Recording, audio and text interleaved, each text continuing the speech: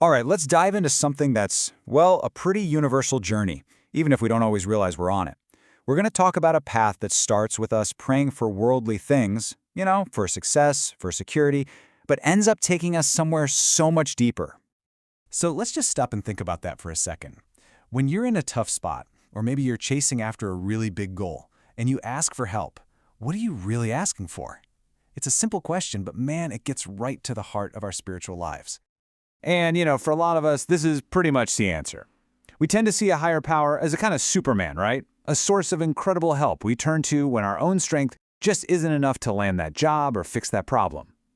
We are at our core asking for a boost to get our worldly ambitions over the finish line. Okay, but here is where things get really interesting, where the whole perspective starts to shift. Because the idea is, even when those prayers are answered and you get what you want, there's something else happening just beneath the surface. There are these surprising, almost hidden gifts that come along for the ride. So this unfolds in two main steps. First, when our wishes come true, our belief gets stronger. I mean, that makes total sense, right? But the second gift, now that's the real game changer. We start to see that the new promotion, the success, whatever it is, it doesn't actually bring permanent, lasting happiness. And that second gift, that quiet little whisper telling you that worldly success has its limits, well, that's what sparks a huge spiritual turning point. It's a moment we can call the Great Realization. This quote just nails it, doesn't it? It perfectly captures that cycle we all get into.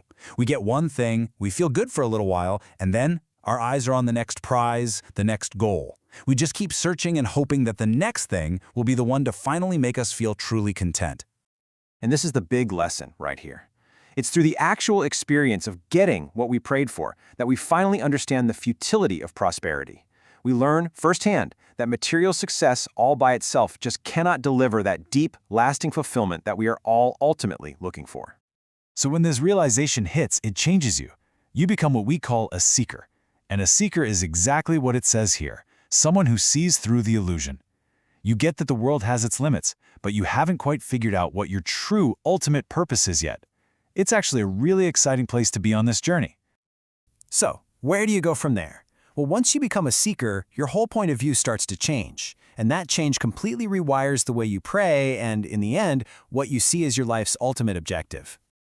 Yeah, this really says it all. The whole conversation with the divine shifts. It's not transactional anymore. You stop asking for things from a higher power, and you start asking for a connection with that higher power.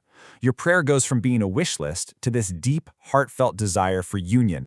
And this creates a brand new purpose for your life. It's not about gathering more stuff or climbing another ladder. The new goal is simply to surrender, to pray only for that connection, and to make that final, beautiful merging the single most important objective you have. Now, I know this can all sound a little bit lofty, a little abstract, so let's bring it down to earth with a fantastic analogy that makes it all click. Let's think about life as being kind of like school. So picture a kid in, say, 6th grade. What's their main goal? It's to pass 6th grade. That's their whole world, right? Well, in the very same way, for most of us, our immediate focus is just on achieving our current worldly objective, on passing the grade that we're in right now. But what's that student's real ultimate goal, even if they don't think about it every day? It's to graduate from school, period, the whole thing. And in the same way, our soul's ultimate goal, the whole point of this entire curriculum we call life, is to graduate into that final union with the divine.